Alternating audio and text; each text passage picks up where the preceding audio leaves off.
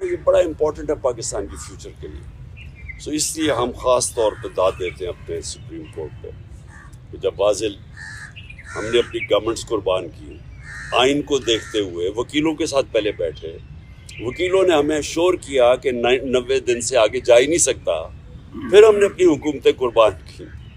तो इसलिए तो नहीं कुर्बान की थी कि ये सारे अपने ये मोहसिन नकवी जैसे लोगों को ऊपर बैठा के और सारे हमारे मुखालिफ और ब्यूरोक्रेट्स और पुलिस वालों को ऊपर हमारे बैठा के और हमारे ऊपर इंतकामी कार्रवाई शुरू कर दें, और ये यहाँ भी और पख्तूनख्वा में भी।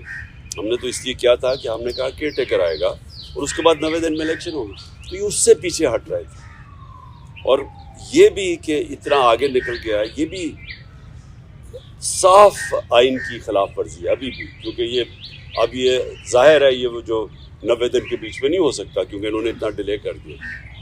तो अपनी अतिया को पहले तो मैं खराज तहसीन पेश करता हूँ, और ये अपने मुल्क के लिए भी ये बड़ी खुशाइन चीज़ है। दूसरे जो माशाल्लाह हमारी सबसे बड़ी पार्टी है पाकिस्तान में, मैं अपनी जुडिशरी को ये आज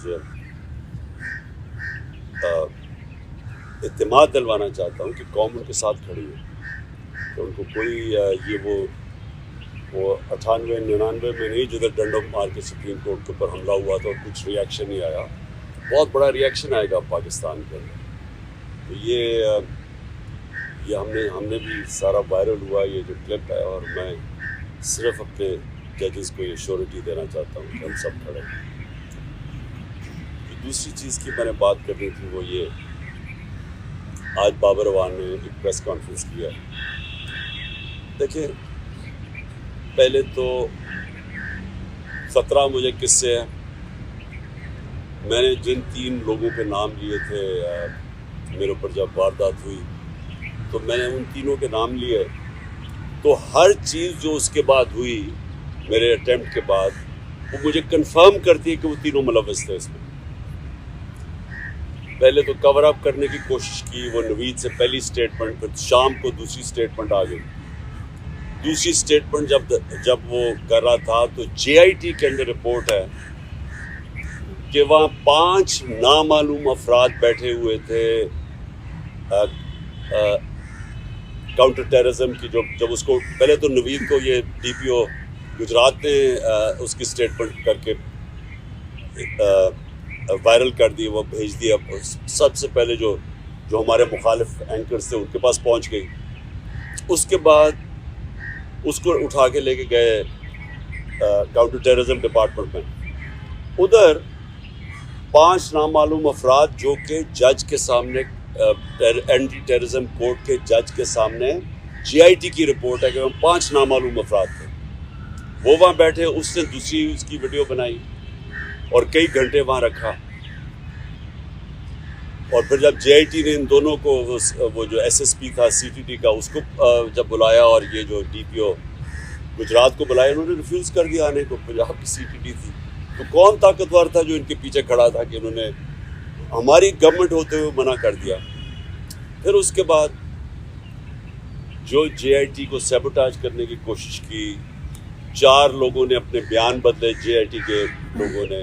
उनके बाद उसके ऊपर प्रोसिक्यूटर जनरल ने उनके ऊपर तफ्तीश की, उसने कहा कि इनके ऊपर एक्शन लेना चाहिए, उन्होंने सैबोटाज करने की कोशिश की है। अब इस केयरटेकर गवर्नमेंट जिसका ये मैंडेट ही नहीं, आते साथ ही पहले JIT को चेंज रोका, उसके बाद उन 4 लोगों को जिनके ऊपर एक्शन कहा था उनको वापस JIT पे बिठा के, और जो लोग जो 2 काम कर रहे थे उनको इन्होंने OST कर दिया। तो ये जो कवर अप है ये सिर्फ वो कर सकता है जिसके पास ताकत है, और ताकत किसी के पास है? डर्टी हैरी के पास ताकत है, राना सनाउल्लाह के पास ताकत है, और शहबाज शरीफ। ये जो तीनों मैंने नॉमिनेट किए, इसके अलावा ये नहीं हो सकते, इसके अलावा ये सैबोटाज नहीं कर सकते JIT। अब बात ये है कि ये 3, इनको सबसे ज़्यादा खौफ क्या है कि इमरान खान इक़्तिदार में ना आ जाए, ये तीनों को खौफ है। और ये 3 पावर में भी बैठे हुए हैं, और मुझे सबसे ज़्यादा ख़तरा इनसे। अब तो मैंने पहले भी TV पे कह बैठा हूँ कि ये एक अब दूसरा प्लान बना हुआ है मुझे कत्ल करने का।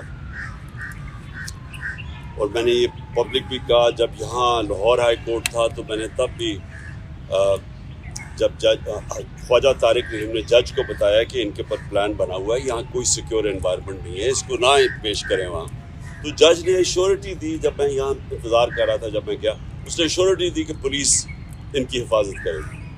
वहाँ पहुँचा, वहाँ पुलिस ही भाग गई सारी, कोई किसी किस्म की प्रोटेक्शन नहीं थी, बिल्कुल एक एक्सपोज था कि कोई भी कुछ वारदात कर सकता था।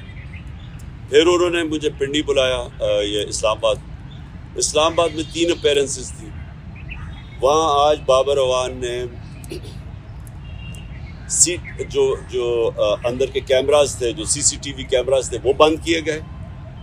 जो वहाँ सिक्योरिटी के लोग थे वो वहाँ से गायब थे, कोई सिक्योरिटी नहीं थी, सीसीटीवी कैमरास बंद किए गए और बिल्कुल किसी प्रोटेक्शन के बगैर मैं तीनों अदालतों के अंदर एक्सपोज था। अब सवाल ये है कि ये किसके इंटरेस्ट में है कि मुझे कौन आप प्रोटेक्ट करेगा। जिन्होंने प्रोटेक्ट करना उनसे ही ख़तरा है। तो अदालत से हम अब कोशिश करेंगे, सुप्रीम कोर्ट के चीफ जस्टिस को भी मैं अब लिखूँगा अपने वकीलों से, हाई कोर्ट के भी चीफ जस्टिस को, कि ये आप हमारी बारी तो जब नवाज शरीफ फेक बीमारी हुई थी उसको, क्योंकि अब तो पता चल गया ना कि जनरल बीमारी नहीं थी, तो हमें एक जज साहब ने, मैं प्राइम मिनिस्टर था, उन्होंने कहा कि अगर इसको कुछ हो गया तो हम जिम्मेदार हैं। तो मुझे कुछ हो गया तो कौन जिम्मेदार है, क्योंकि वो जिन्होंने कुछ करना है वही उनका काम है मेरी हिफाजत करना। और दूसरी चीज़ कि जो नवीद जिसने मेरे पर कातलाना हमला किया था, अब उसको अदालत में नहीं पेश किया जाता, उसकी जेल के अंदर उससे बातचीत की जाती है क्योंकि उसकी जान को ख़तरा है।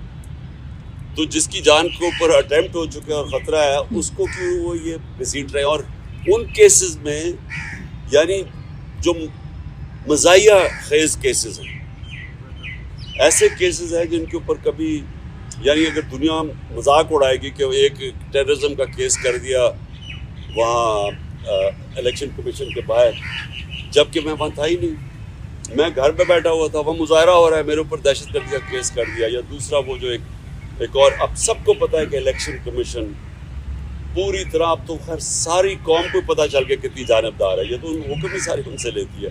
उसने केसेस किया फॉरेन फंडिंग का, वो भी कोई केस नहीं है, अब वो चेंज हो गया प्रोहिबिटिव फंडिंग का। और दूसरा ये तोशाखाना का केस, वो भी मैं अब सबके सामने कि जिस वक्त वो दोनों केसेस अदालत में गई ओवरटर्न हो जाएंगे, क्योंकि केसेस ही नहीं है, तो उनके ऊपर मुझे बुलाया जा रहा है और मेरी जान को रिस्क कर रहा है। तो इसके ऊपर हम इंशाल्लाह अपने वकीलों के साथ बैठ के अप्रोच करेंगे सुप्रीम कोर्ट।